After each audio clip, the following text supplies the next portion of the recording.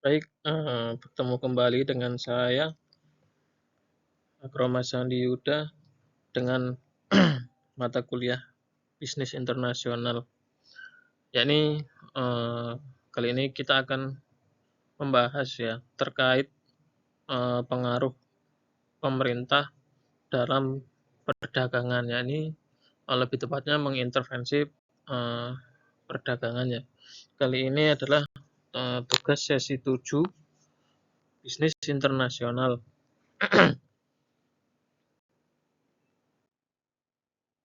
Baik, berikut adalah perkenalan singkat saya. Nama Akromas Yuda, tempat tanggal lahir Surabaya 17 Mei 1993.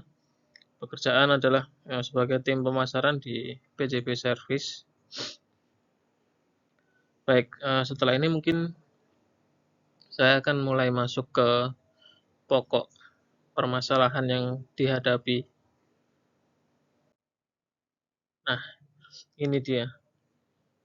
Jadi, mengapa di sini saya ambil contoh kasus pemerintah mengintervensi perdagangan impor pakaian bekas. Ini saya kutip dari internet, yakni impor baju bekas dilarang, pemerintah beri ultimatum lagi. Jadi di sini Wakil Menteri Perdagangan Jerry Sambuaga menegaskan bahwa penjualan pakaian bekas diizinkan selama tidak melanggar aturan yang ada. Dia menerangkan penjualan pakaian bekas dilarang karena ada ketentuan Permendak Nomor 40 Tahun 2022 tentang perubahan atas Peraturan Menteri Perdagangan Nomor 18 Tahun 2021 tentang barang dilarang ekspor dan barang dilarang impor. Seperti yang dikatakan Pak Menteri bahwa jualannya adalah dilihat sebagaimana yang dilakukan para pedagang selama ini tidak melanggar aturan. Yang penting impornya yang kita larang. Jerry mengatakan para pedagang masih diperbolehkan untuk menjual stok dagangannya hingga barangnya habis, namun dia menekankan agar pedagang tersebut berhenti melakukan impor pakaian bekas dari luar negeri, sebab akan ditindak oleh pemerintah ialah impornya, bukan masalah perdagangannya. Jadi yang diintervensi adalah proses impornya ya, bukan proses dagang pakaiannya. Selanjutnya, mengapa pemerintah mengintervensi impor pakaian bekas? Yakni intervensi pemerintah dalam impor pakaian bekas bisa dilakukan dengan beberapa alasan yang berbeda, tergantung pada konteks ekonomi dan sosial negara tersebut. Beberapa alasan mengapa pemerintah mungkin memilih untuk melakukan intervensi.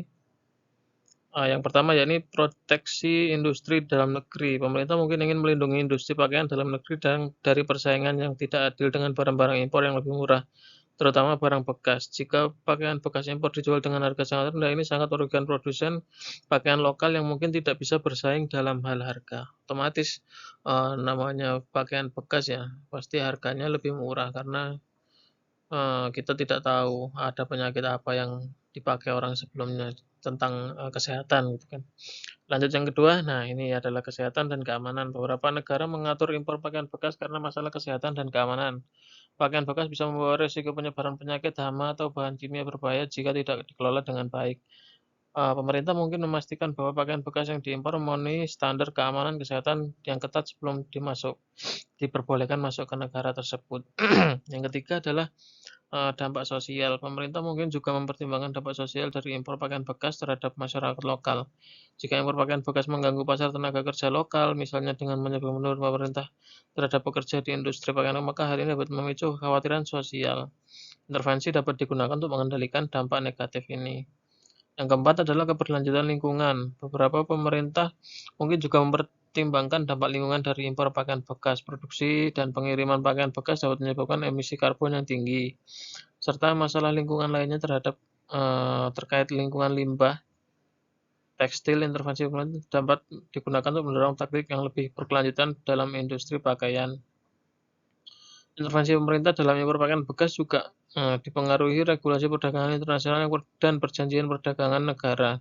Mungkin memiliki kewajiban atau kesepakatan perdagangan yang membatasi atau mengatur impor pakaian bekas. Jadi di sini masing-masing aspek ada pertimbangannya ya, yakni ada 5 aspek, mulai dari kesehatan, keamanan, dampak sosial, hingga ketergangguannya industri tekstil di dalam negeri.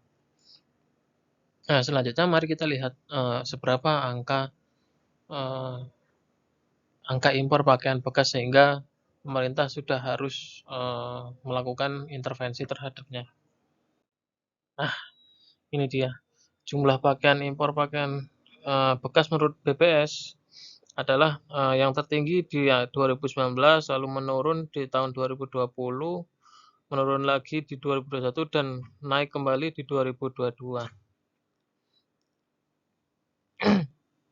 Melihat trennya ini mencatatkan impor terbanyak dengan volume 417,73 ton dan nilai 6,8 juta US dollar pada tahun 2019.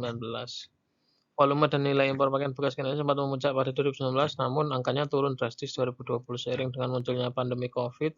Saat itu impornya pun relatif rendah. Ya, inilah angka dari BPS. Oke, dan sekian yang dapat saya sampaikan. Terima kasih.